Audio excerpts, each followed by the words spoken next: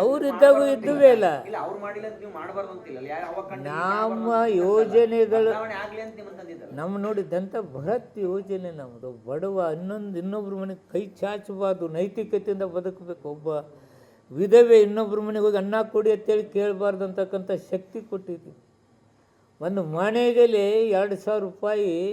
ನನಗೆ ಗೊತ್ತ್ರಿ, ಒಬ್ಬ ಬಡವರು ಯಾರ ಮನೆ ಬೀಗರು ಬಂದ್ರೆ ಸಕ್ರೆನೋ ಕಾಫಿ ಪುಡಿನೋ ಸೆರಗಿನಾಗ ಮುಚ್ಕೊಂಡು ಗಂಡನ ಮರ್ಯಾದೆ ಕೊಟ್ಟು ಬದುಕಿಸಿದಂಥವ್ರಿಗೆ ಇವತ್ತು ನಾವು 2,000 ರೂಪಾಯಿ ಕೊಡ್ತಾಯಿದ್ದೀವಿ. ನೀವು ಅದನ್ನು ಏನು ಹೇಳ್ತಾನೆ ಇಲ್ಲ.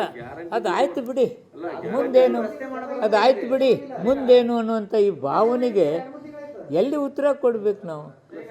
3 ತಿಂಗಳ ಇಟ್ಟಿರಕ್ಕಿಲ್ಲ, 3 ತಿಂಗಳ ಕೊಟ್ಟಿರಕ್ಕಿಲ್ಲ, ಇನ್ನೊಂದು ತಿಂಗಳ ಕೊಟ್ಟಿರಕ್ಕಿಲ್ಲ. ಕೊಟ್ಟೇ ಕೊಡ್ತೀವಿ, ಕೊಡ್ತಾನೆ ಇದ್ದೀವಿ. ಯಾರು ಕೊಡೋಂಗಿಲ್ಲ? ಯಾಕೆ ಕೊಡೋಂಗಿಲ್ಲ? ಇಟ್ಸ್ ಮೈ ಕಮಿಟ್ಮೆಂಟ್, ನಮ್ಮ ಸರ್ಕಾರ ಕಮಿಟ್ಮೆಂಟ್ ಇದು. ಇದನ್ನ ಯಾಕೆ ಕೊಡೋಂಗಿಲ್ಲ? ಕೊಟ್ಟೇ ಕೊಡ್ತೀವಿ. ಒಂದು ತಿಂಗಳು ಲೇಟ್ ಆಗ್ಬೋದು. ಮನೆ ನಡೆಸುವ ಹೊತ್ನಾಗ ನೋಡಿ, ನಾವೆಲ್ಲ ಶಾಲೆ ಕಲಿತು ನಮ್ಮ ಫೀಸ್ ನಮ್ಮ ಗೆಳೆಯರ ಕಡೆ ಇಸ್ಕೊಂಡು ಆ ನಂತರ ನಮ್ಮ ಅಪ್ಪ ತಂದು ಕೊಟ್ಟಿದ್ದಾನೆ. ಸರ್ಕಾರ ನಡೆಸೋರಿಗೆ ಏರುಪೇರುಗಳಿರ್ತೈತಿ. ಒಂದು ತಿಂಗಳ ಲೇಟ್ ಆಗಿರ್ಬೋದು, ಕೊಟ್ಟೇ ಕೊಡ್ತೀವಿ. ಅದು ಕೊಟ್ಟರೆ ಅಂತೇಳಿ ರಸ್ತೆ ಇವೆಲ್ಲ ಮಾಡಬಾರ್ದು ಅಂತೇನಿಲ್ಲಲ್ಲ, ನೀವು ಮಾಡಲೇಬೇಕಲ್ಲ. ನೋಡಿ, ಬಜೆಟ್ GST ಹಣ ಕೊಡುವಲ್ರಿ, ಏನು ಮಾಡ್ತೀಯಾ? ಕೇಂದ್ರ ಸರ್ಕಾರದವ್ರು ನಿಂತು ನಾವು ಹೊಯ್ಕೊಂಡ್ರು ಕೊಡ್ತಾ ಇಲ್ಲ, ನಮ್ಗೆ ಬೇಕಾದ ಪಾಲು ನಮಗೆ ಕೊಡ್ತಾ ಇಲ್ಲ.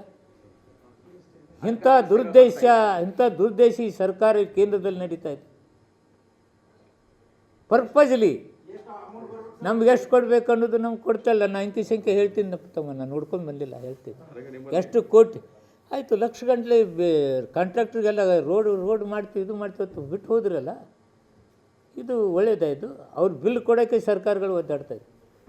ಏನಿಲ್ಲ, ಬಿಲ್ ಇಲ್ಲ, ಏನಿಲ್ಲ, ಆಡಳಿತ ಅಭಿಮಾನಿ ಇಲ್ಲ, ಆಯಿತು ಕೊಡ, ನೀ ಲಕ್ಷ ಕೋಟಿ ಗಂಟಲೆ ಇಲ್ಲಿ ಬಿಲ್ ಇಟ್ಟು ಹೋಗಿದ್ದಾರೆ.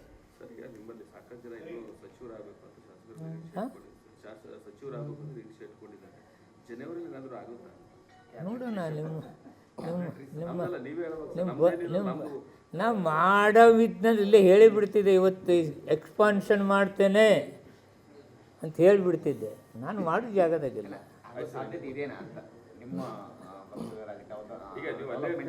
ನಿಮ್ಮ ಆತುರತೆಗೆ ತುಂಬ ಥ್ಯಾಂಕ್ಸ್.